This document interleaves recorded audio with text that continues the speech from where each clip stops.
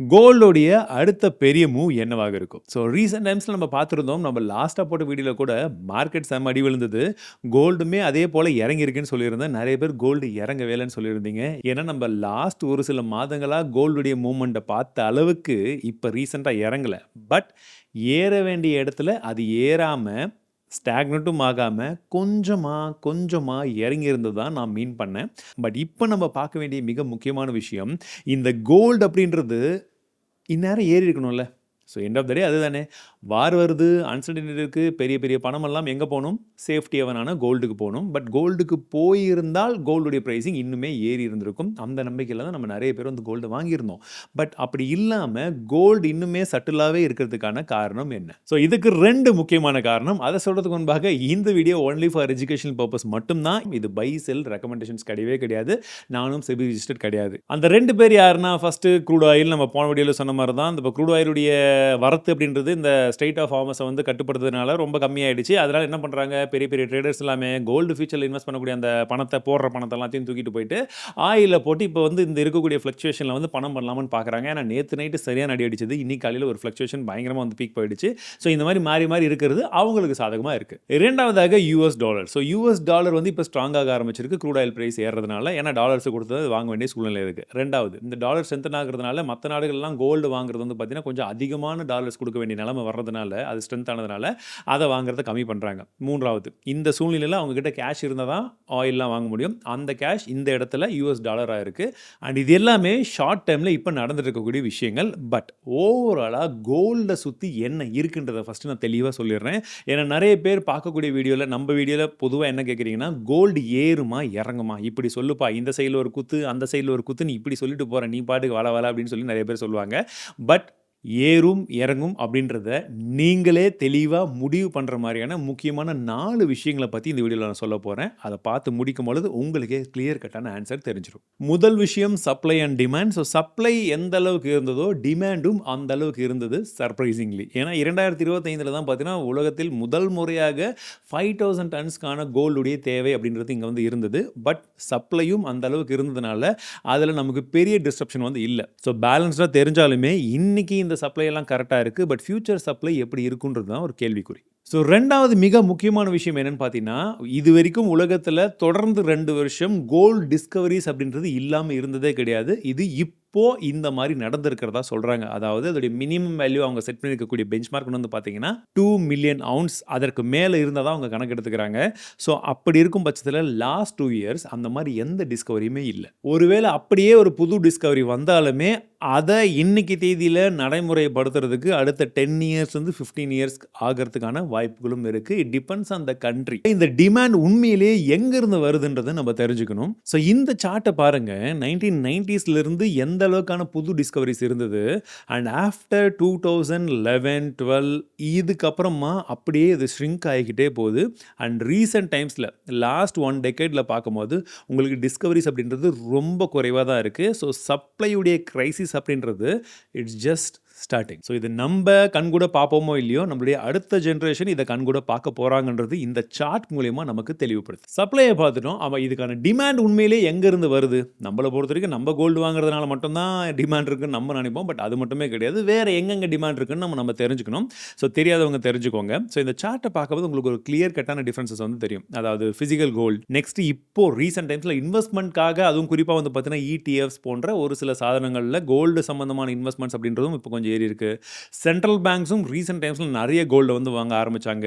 Jewellery, இதுதான் நம்ம இங்கே நார்மலாக வந்து வாங்கிட்டு இருக்கக்கூடியது, இதுவும் ஒரு மிகப்பெரிய பங்குல இருக்கு. இண்டஸ்ட்ரியல் யூசேஜ் அப்படின்றது கோல்டு பொறுத்த வரைக்கும் ரொம்ப ரொம்ப ரொம்ப கம்மி. ஸோ இந்த இடத்துல கோல்டில் இருக்கக்கூடிய முதலீடு இன்வெஸ்ட்மெண்ட் அல்லாதது எவ்வளோ இருக்கு அண்ட் இன்வெஸ்ட்மெண்ட்காக பண்ணக்கூடியது எவ்வளோ இருக்குன்ற டிஃபரன்ஷியேஷன் இங்கே கிளியர் கட்டாக உங்களுக்கு பர்சன்டேஜில் புரியுதா? இன்னும் சிம்பிளாக சொல்லணும்னா, அந்த ஜுவல்லரிஸ் எல்லாம் வந்து பார்த்தீங்கன்னா over the period of year நீங்கள் 2010 பார்க்கும்போது அதுக்கான டிமாண்ட் அப்படின்றது எந்த அளவுக்கு ஏறி இறங்கி இருக்குன்றது தெரியுது. ஓரளவுக்கு கன்சிஸ்டண்டாக இருக்குது. அண்ட் இண்டஸ்ட்ரியோட டிமாண்ட் அப்படின்றதும் பார்த்தீங்கன்னா over the period of time உங்களுக்கு கொஞ்சம் ஸ்டேபிளாக தான் இருக்குது. அப்போ மெயினான முதலீடுகள் எங்கேருந்து வருது, அது ஏன்றதை பற்றி தெளிவாக தெரிஞ்சுக்கோங்க. ஸோ ஃபர்ஸ்ட் வந்து பார்த்தீங்கன்னா சென்ட்ரல் பேங்க்ஸ் கோல்டை ஏன் வாங்குறாங்க? ஸோ இந்த சார்ட்டை பாருங்கள், 2010 2021 வரைக்கும் ஆவரேஜாக சென்ட்ரல் பேங்க்ஸ் வாங்கினதுன்னு பார்த்தீங்கன்னா 479 டன் கோல்டு தான். ஆனா, இதுவே 2022லிருந்து 25 வரைக்கும் இந்த குறிப்பிட்ட ஷார்ட் ஸ்பான் ஆஃப் டைம்லயே வந்து பார்த்தீங்கன்னா, ஆவரேஜா 1021 டன் வந்து வாங்கியிருக்காங்க. ஸோ, அப்ப 2010க்கு முன்னாடி வரைக்கும் என்ன ஆச்சுன்னு வந்து பார்த்தீங்கன்னா, இந்த மாரி சென்ட்ரல் பேங்க்ஸ் எல்லாமே அதிகமா கோல்ட செல் பண்ணிட்டு யுஎஸ் ட்ரெஷரி பாண்ட்ஸ வந்து வாங்க ஆரம்பிச்சாங்க. ஏன்னா, அவங்களுக்கான நம்பிக்கை ரொம்ப அதிகமா இருந்தது. அவங்க கண்ட்ரி வந்து குரோ ஆகும். இன்னும் வந்து பார்த்தீங்கன்னா, எக்கானமி வந்து நல்லா பூம் ஆகும். பிளஸ் யுஎஸ் மேல இருந்த நம்பிக்கை இது எல்லாமே. பட் ரீசென்ட் டைம்ஸ்ல அந்த யுஎஸ் வந்து பார்த்தீங்கன்னா, ரஷ்யா மேல போட்ட சாங்ஷன் இந்த மாரி விஷயங்கள், ரஷ்யா கோல்டு வாங்க ஆரம்பிச்சது. இது எல்லாமே தான் வந்து பார்த்தீங்கன்னா, மத்த நாடுகளும் கோல்ட வந்து முக்கியமான ஒரு விஷயமா பார்க்க ஆரம்பிச்சதுக்கு ஒரு கரெக்ட்டான ஒரு பாயிண்ட்டாவும் இருந்தது. அண்ட் நம்ம over the period of time இப்போ லாஸ்ட் ஃபியூ மந்த்ஸா இத பத்தியுமே அது அதிகமா வந்து பேசிட்டு இருக்கோம். இன்னும் அக்ரெசிவாவும் நெறைய பேர் வந்து பார்த்தீங்கன்னா, கோல்ட வாங்க ஆரம்பிச்சாங்க. அதுலயும் இதுல ஒரு முரண்பாடான விஷயம் என்னன்னு பார்த்தீங்கன்னா, எவ்வளோ பணம் வேணாலும் நம்ம இஷ்டத்துக்கு பிரிண்ட் பண்ண முடியுன்ற கவர்மெண்ட்டே அவங்கள கொஞ்சம் ஸ்டேபிளா வச்சுக்கிறதுக்கு கோல்டு சைடுல கொஞ்சம் கொஞ்சமா மூவ் ஆயிட்டு வந்துட்டு இருக்காங்க அப்படின்ற பட்சத்துல யோசிச்சு பாருங்க மற்றவங்களுடைய நிலைமை. ஏன்னா அவங்களுக்கு அந்த சிஸ்டம் மேலே இருக்கக்கூடிய கான்ஃபிடன்ஸ் கம்மி ஆயிடுச்சு. அண்ட் நமக்கும் கிட்டத்தட்ட அதே நிலைமை தான். பட் ரீசெண்ட் டைம்ஸில் வந்து இன்னொரு இன்ஃபர்மேஷன் நான் புதுசாக சொல்லணும்னு நினச்சது, ரஷ்யா கடந்த சில மாதங்களாக கோல்டை கொஞ்சம் கொஞ்சமாக விற்றுருக்காங்க.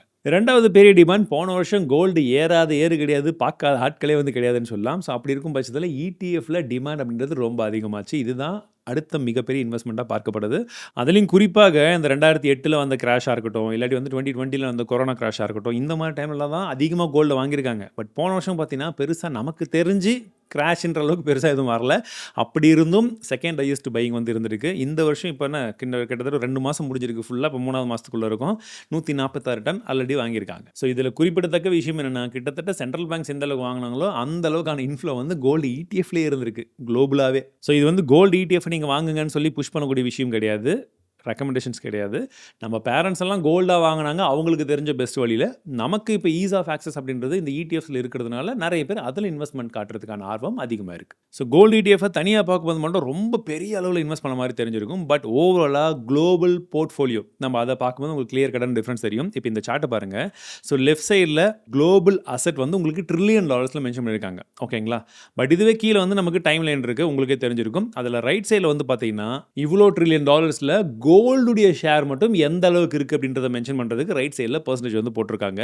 ஸோ விச் இஸ் இப்போ 2025 Q3ல பார்க்கும்போது 220 ட்ரில்லியனுக்கு நம்ம கம்பேர் பண்ணி பார்க்கும்போது 2.8% வந்து கோல்டில் இருக்குது. ஸோ இதுலேயுமே வந்து நமக்கு ஜேபி மார்கன்லாம் என்ன சொல்லியிருக்காங்கன்னு வந்து பார்த்தீங்கன்னா, அது ஜஸ்ட் 0.5% இன்க்ரீஸ் ஆனால் கூட கோல்டுடைய ப்ரைஸ் இன்னும் ஏறதுக்கான வாய்ப்புகள் இருக்குன்றது போல் அவங்க சொல்லியிருக்காங்க. பட் அவங்க சொல்கிறது அப்படியே நம்பணும்னு கிடையாது. பட் இந்த மாதிரி ஒரு நிகழ்வு நடந்தால் என்ன ஆகுன்றதை நம்ம தெரிஞ்சுக்கணும். அண்ட் டெக்னிக்கல் அனாலிசிஸாக நமக்கு இன்னொரு டேட்டா வந்து கிடச்சிருக்கு. 1972லிருந்து 1980, 2002லிருந்து 2012 அண்ட் 2023லிருந்து 2026 வரைக்குமே. ஸோ இந்த டைம் ஃப்ரேமில் கோல்டு வந்து நல்ல அப் ட்ரெண்ட் வந்து கொடுத்துருக்கு. பட் டோட்டல் வீக்லி கேண்டில்ஸ் எந்த அளவுக்கு இருந்திருக்கோ அதில் total weekly all time high close எந்த அளவுக்கு வந்திருக்கு அப்படின்றத நமக்கு டிஃப்ரென்சஸ் வந்து இங்கே நம்ம வந்து கொடுத்துருக்கோம் பாருங்கள். 427ல் 81 விச் இஸ் ஆல்மோஸ்ட் வந்து 19%. பட் இரண்டாவது தடவை வந்து பார்த்தீங்கன்னா 19.73% வந்திருக்கு. பட் இப்போது 23லேருந்து 26 வந்து பார்த்தீங்கன்னா வந்து அந்த ஷார்ட் ஸ்பேன்லேயே ஆல் டைம் ஹை அப்படின்றது வீக்லி க்ளோசஸ் அப்படின்னு பார்க்கும்போது நமக்கு 31% வந்திருக்கு. சரி, இந்த டேட்டா எதுக்கு அப்படின்னு பார்த்தீங்கன்னா, இந்த ஷார்ட் டேர்மில் நம்ம பார்த்த லாஸ்ட்டு இந்த 3 இயர்ஸ் அப்படின்றது it's unique. Short term momentum அப்படின்றது ரொம்ப நல்லா இருந்தது. அதனால தான் இந்த அளவுக்கான ஒரு ரேலியை வந்து நம்ம கோல்டில் வந்து பார்த்துருந்தோம். ஸோ லாங் டேர்மில் இந்த ரேலி அப்படின்றது இதே ட்ரெண்டில் இருக்குமா அப்படின்றத நம்ம தான் யோசிச்சு பார்க்கணும். என்ன ப்ரோ திரும்ப வந்து நம்ம தான் யோசிச்சு பார்க்கணும்னு சொல்லிட்டீங்க, இப்போ என்ன தான் சொல்ல வரீங்க அப்படின்னு சொல்லி கேட்டிங்கன்னா இந்த கன்க்ளூஷனும் அதுதான். ஸோ நான் உங்ககிட்ட ஒரு 4 கொஷின் கேட்குறேன். இந்த கொஷினுக்கு உங்களுடைய பதில் என்னவோ கோல்டு ஏறுமா இறங்குமான்றதுக்கான பதிலும் நீங்கள் அதிலேருந்தே டெரைவ் பண்ணிக்கலாம். சரி, ஃபர்ஸ்ட் கொஷின் என்னென்னு பார்த்தீங்கன்னா, ஜியோ பாலிட்டிக்கல் டென்ஷனாக இருக்கட்டும், இந்த சாங்ஷன்ஸாக இருக்கட்டும், இதெல்லாம் கம்மிங் டேஸில் இன்னும் அதிகமாகும்னு நினைக்கிறீங்களா, கம்மியாகும்னு நினைக்கிறீங்களா? கவர்மெண்ட்ஸ் வாங்கக்கூடிய கடனுடைய அளவு அப்படின்றது இன்னும் ஏறும்னு நினைக்கிறீங்களா, இறங்கும்னு நினைக்கிறீங்களா? இன்ட்ரெஸ்ட் ரேட்ஸை ஏற்றுவாங்கன்னு நினைக்கிறீங்களா, இல்லை கட் பண்ணி இறக்குவாங்கன்னு நினைக்கிறீங்களா? அண்ட் ஃபிசிக்கல் கோல்டு சப்ளை இன்னும் ஏறுமா, இல்லை கோயிங் ஃபார்வர்ட் இறங்கும்னு நினைக்கிறீங்களா? ஸோ இந்த கேள்விகளுக்கான பதில் இந்த வீடியோ ஃபுல்லாக பார்த்தவங்களுக்கு கண்டிப்பாக இருக்கும். அப்படி இருக்கும் பட்சத்தில் உங்களுக்கான பதில் என்னன்றது இந்நேரம் உங்களுக்கு கிடச்சிருக்கும். ஹோப்ஃபுல்லி இந்த வீடியோ உங்களுக்கு பிடிச்சிருக்கும்னு நினைக்கிறேன். ஸோ இந்த மாதிரி வீடியோஸ் கண்டினியூ பண்ணலாமா, இல்லை இதெல்லாம் வேணாம் டேரெக்டாக நீங்கள் வேறு மாதிரி வீடியோஸ் போடுங்க ஃபினான்ஸ்லேயே அப்படின்ற மாதிரி இருந்தாலும் மணி சீரீஸில் நாங்கள் தொடர்ந்து அதை பண்ணுறோம். ஏன்னா பை செல் அப்படின்றது சொல்கிறது நம்ம வேலை கிடையாது. இந்த பையிங்கும் எதனால் வரும், செல்லிங்கும் எதனால் வர்றதுக்கான வாய்ப்புகள் இருக்குன்ற அந்த இன்ஃபர்மேஷன் உங்ககிட்ட கொடுத்துட்டா நீங்கள் என்றைக்கு இருந்தாலுமே அந்த நியூஸை பார்க்கும்போது உங்களுக்கு ஒரு கிளியர் கட்டான ஐடியா கிடச்சிருன்றது மட்டும்தான் என்னுடைய ஒரு தீமாவும் இருக்கு நம்ம போடக்கூடிய வீடியோவில். ஸோ ஹோப்ஃபுல்லி உங்களுக்கு ஹெல்ப்ஃபுல்லாக இருக்கும்னு நினைக்கிறேன். உங்கள் ஃபீட்பேக்ஸ் எதுவாக இருந்தாலும் கமெண்ட்ஸில் சொல்லுங்கள். மீண்டும் அடுத்த தடவை சந்திக்கிறேன். வாழ்க தமிழ்.